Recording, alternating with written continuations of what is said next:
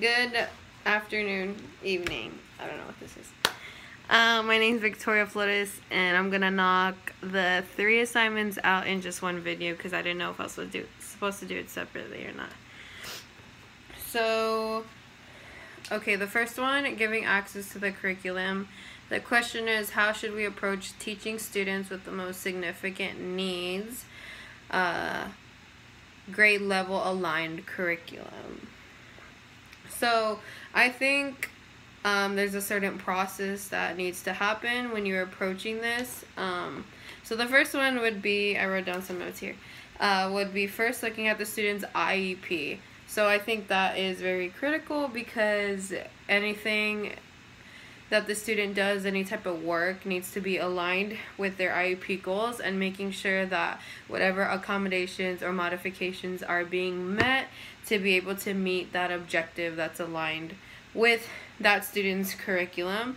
And then once you have that and that everything meets the objective for that specific student, then I think it should be brought over to the grade level curriculum and then see what kind of changes that need to be made in order for the student to be on the same grade level curriculum. And I know something we talked about yesterday, as well as had our assignment on, was universal design, and I think that just has an inclusion on top of all that. So it's doing something that students with disabilities and students without disabilities could participate in. So it's just something that everyone could be involved in. Yeah, so I think making sure that the IEP goal is being met, as well as making the modifications and accommodate any needs that the student is gonna do, and of course going off beginning with what the student can and can't do, and then going from there is probably the best way that you would be able to approach teaching this student at the same assigned curriculum as the grade level.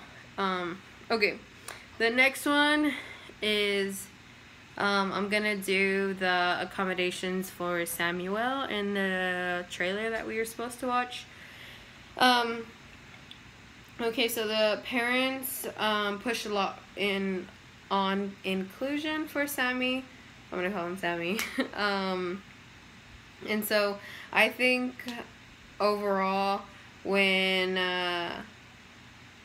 Keith, one of the guest speakers in there, was talking, he told us that keeping students in a 20 by 20 room for the entire school years, and then sending them out into the world, and they're not going to have no social interaction experience. And I think that is very, very true. So I think putting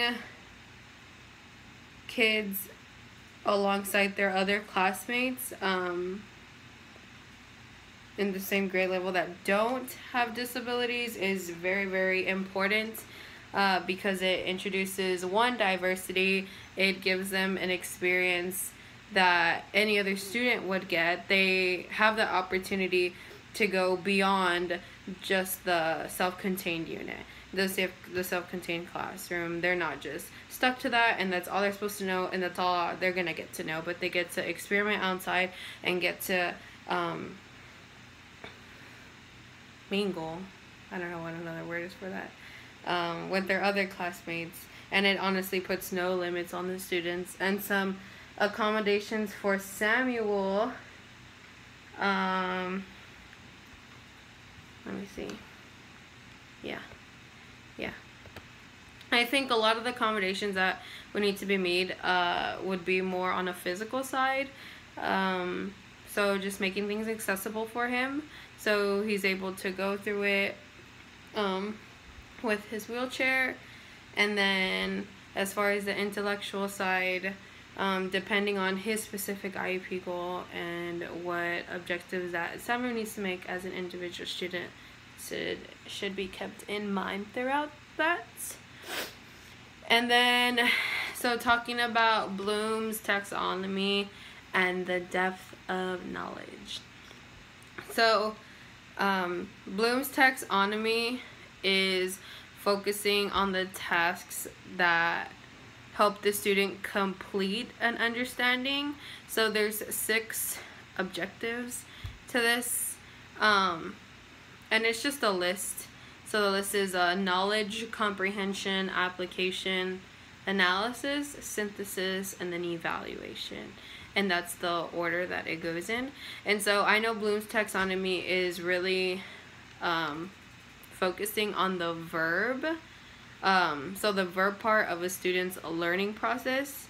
So it's also knowing, understanding, applying, analyzing. While on the other hand, the depth of knowledge focuses on the product or the end result of those, of the thinking process, which is pretty much what Bloom's taxonomy is.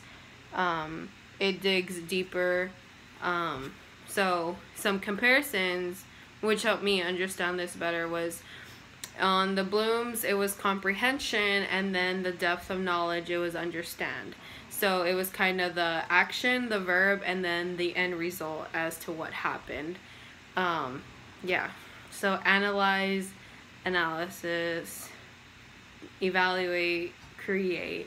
It's just kind of a end result. Like, this is the action, this is the result. So that's what I think. And then it says here that the depth of knowledge is a description of how students think, and it is not a taxonomy. I think I covered everything that I was supposed to. And I have to upload this. So thank you for watching, if you're watching, and have a good night.